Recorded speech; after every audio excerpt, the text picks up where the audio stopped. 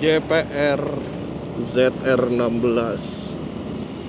Ya, helm yang harusnya keluar di Agustus 2024, keluarnya malah di 2025. Ya udah, karena kita baru aja dikirimin JPR ZR16. Sekalian ini gue mau berangkat kerja. Gue sengaja berangkat lebih pagi supaya bisa bikin konten road review ini. Udah lama ya kan gak bikin konten road review. Nah dulu ya salah satu pencetus konten road review kan ada di gue sama di Radit ya.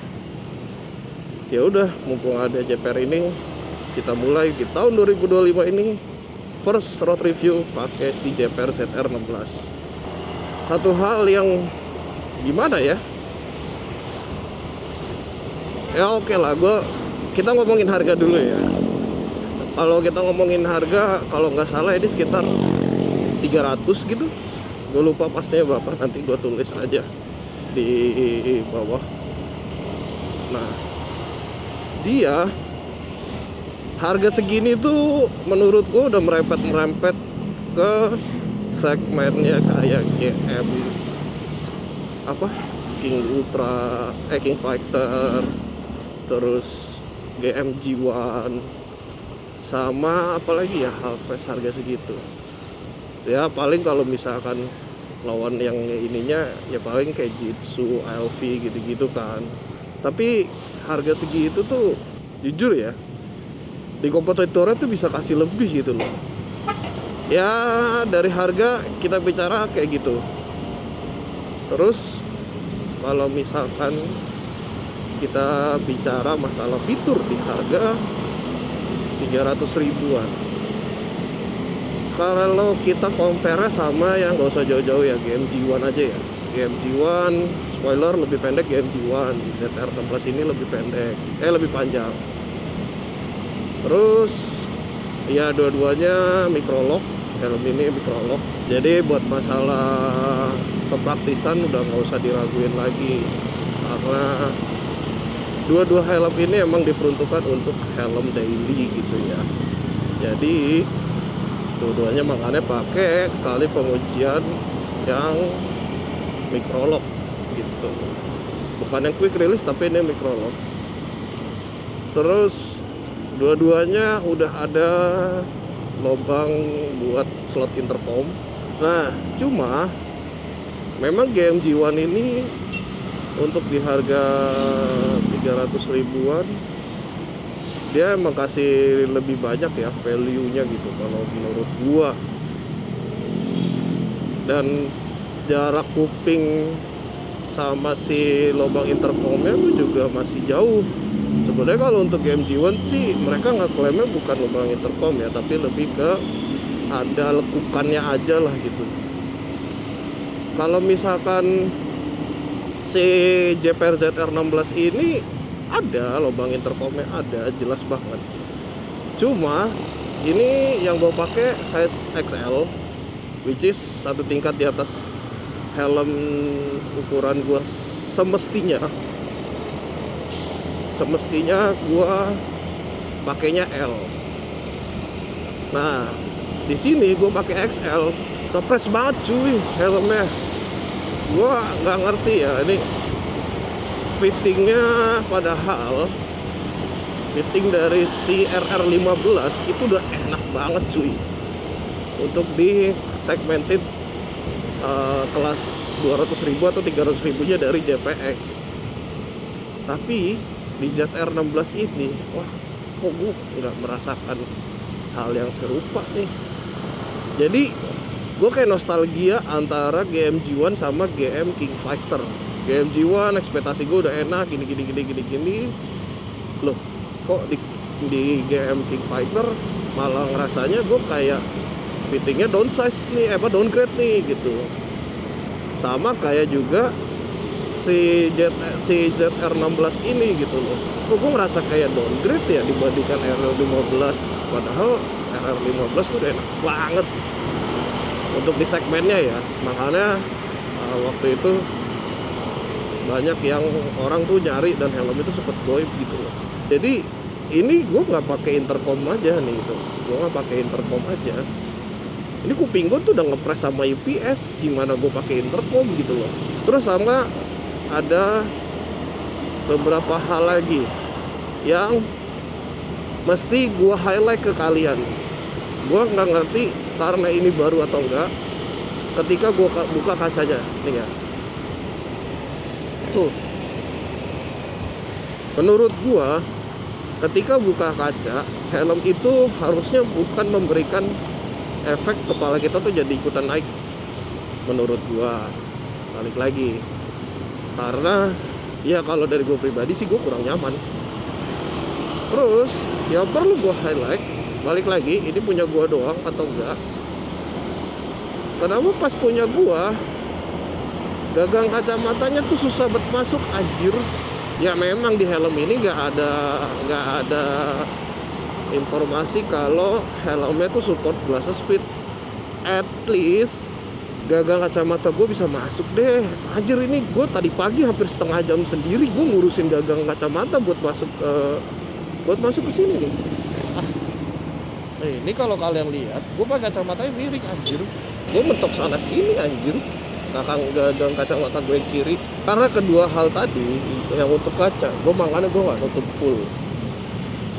Dan gimana ya, kalau pas buka tuh kepala ikut ketarik gitu kayak. Ya mungkin kalau untuk urusan kaca bisa lah dia kalin kali ya, pakai entah pelumas entah apa gitu kan, biar gak seret banget gitu. Kalau misalkan begini tuh nggak enak gitu loh kalau kita butuh buka kaca gitu kan. Tapi ada enaknya dari si JPR ZR16 ini. Walaupun kelihatannya helm ini baru, tapi untuk urusan visor dia bisa tukeran sama punyanya Nova X V2. Ya gue nggak tahu sih visornya itu ada apa goib. Karena jujur gue belum pernah lihat visor originalnya JPEX Nova X V2. Padahal di rumah gue ada 2. Gue sendiri belum pernah melihat gitu. Karena sejujurnya helm ini tuh visornya single, bukan double. Dan dia belum flat. Kalau misalkan kalian lihat di reels gua yang ngebahas ini, itu tuh di hujan-hujan kemarin tuh ngembun anjir. 2 bulet sini deh. Apakah solusinya pakai anti fog? Masalahnya musim hujan di Indonesia tuh ada waktunya. Kalau pakai anti fog terus-terusan nempel, nanti bekas anti fognya. Sebenarnya yang gua sesalin dari helm ini ya, ekspektasi gua ya, di Nova X V2 itu enak, di RR15 tuh enak, tapi kenapa pas di ZR16 ini kok ini shell-nya kecil banget, terus kacamata gue susah masuk dengan balaklava, kan?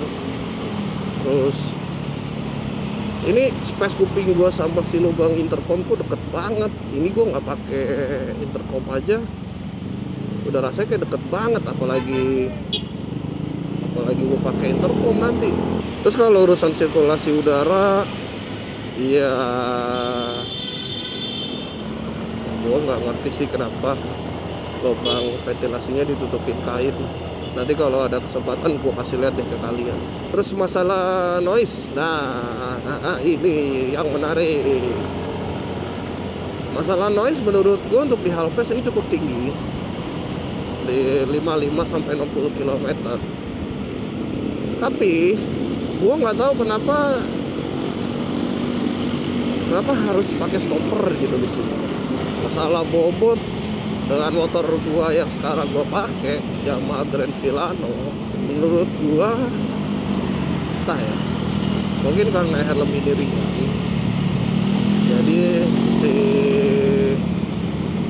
spoiler belakangnya itu memberikan efek harus tegak gitu. Jadi helmnya tuh nggak bisa dibawa-turun gini, tapi harus tegak ya.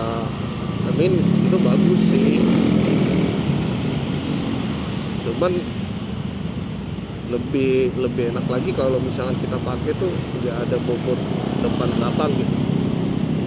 Gua atau ya ini konten isinya apa cuman nge-roasting doang, tapi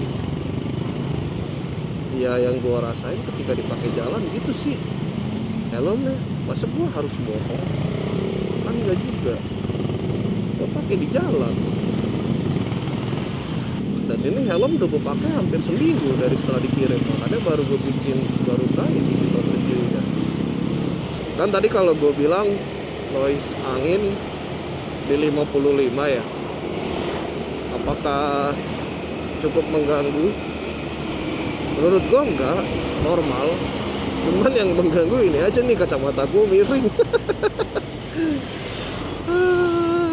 Mungkin dari tim JPX bisa dipertimbangin entah untuk busa pipi atasnya yang kayaknya gue liat nih rapet banget, entah diakalin seperti apa.